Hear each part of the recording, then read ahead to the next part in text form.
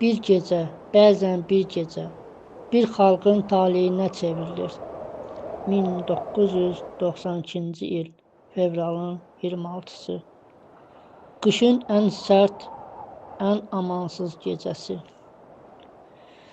Xocalı o gecə alova və sükuta qərq oldu.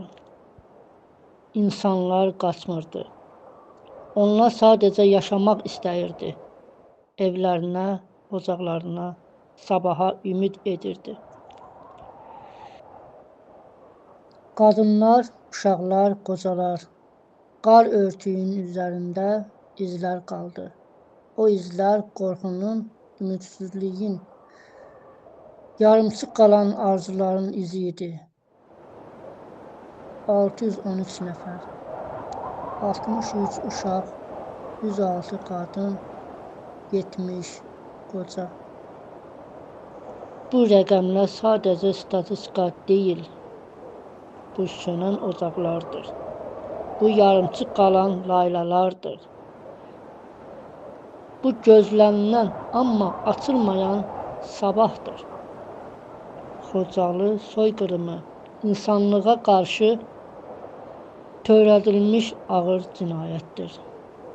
O gecə ana harayı dağlara çırpıldı. Körpə səsləri sükuta qarışdı. Bir şəhər susturuldu. İllər keçdi, zaman dəyişdi. Amma Xocalının acısı dəyişmədi. Çünki Xocalı bir şəhər deyil, bir millətin qan yaddaşıdır. Biz unutmadıq, unutmayacağıq. Şəhidlərimizin ruhu qarşısında baş əyirik.